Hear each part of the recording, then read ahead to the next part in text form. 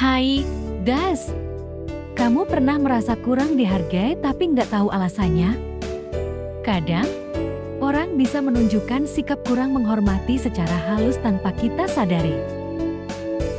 Hari ini, kita bakal bahas tanda-tanda halus dari sikap kurang menghargai dan kenapa penting untuk jadi lebih mindful dalam berinteraksi. Pertama, orang bisa menunjukkan kurang menghargai dengan hal-hal sederhana seperti selalu terlambat. Bayangkan, kamu menunggu tapi orang lain datang terlambat terus. Membuatmu merasa waktu yang kamu punya nggak dihargai. Selain itu, saat orang lain nggak fokus saat kamu ngobrol, rasanya seperti perasaanmu diabaikan. Lalu ada juga komentar yang sebenarnya kasar tapi dikemas dalam pujian palsu, bisa bikin harga diri kita terganggu. Salah satu tanda yang sering terabaikan adalah ketika pendapat kita diabaikan. Ini bisa jadi cara yang kuat untuk menunjukkan kurang menghargai terhadap pendapat kita. Ada banyak bentuk kurang menghargai, mulai dari mengabaikan pendapat orang lain, interupsi saat berbicara,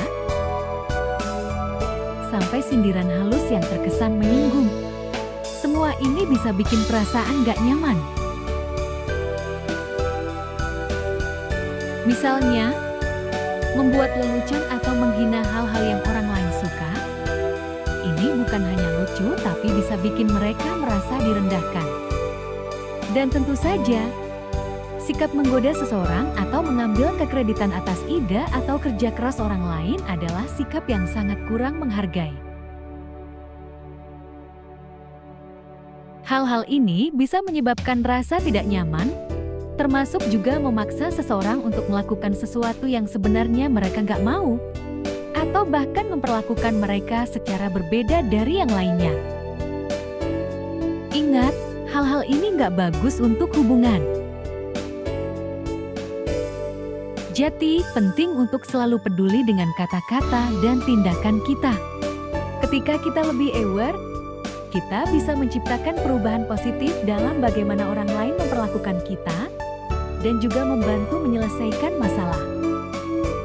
Sikap menghargai orang lain merupakan nilai manusia yang terbaik di dunia, tak ternilai harganya. Dimanapun dan kemanapun kita bepergian, jika kita selalu bersikap menghormati dan menghargai orang lain, maka hati orang lain akan terbuka dan akan berbalik menghormati kita.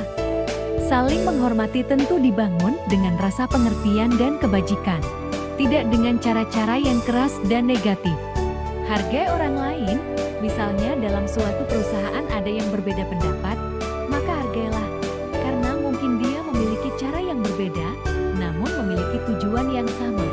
Dengan bersikap saling menghormati, tentu kita akan menghindari untuk menjaga ucapan kita. Karena dari sinilah yang paling sering terjadi perselisihan. Meskipun orang lain memancing emosi kita, sebaiknya kita tahan amarah kita dan menjawab dengan tenang. Hal ini memang sangat sulit untuk dilakukan, namun dengan berjalannya waktu kita akan semakin matang dalam menghadapi perbedaan pendapat. Dengan tidak mengikut sertakan emosi dalam berpikir, maka keputusan yang akan diambil akan lebih baik. Jangan lupa untuk share video ini dan subscribe ke channel kita untuk membantu kita menciptakan lebih banyak konten yang bermanfaat. Mari kita bersama-sama menciptakan lingkungan yang penuh dengan saling menghargai. Terima kasih.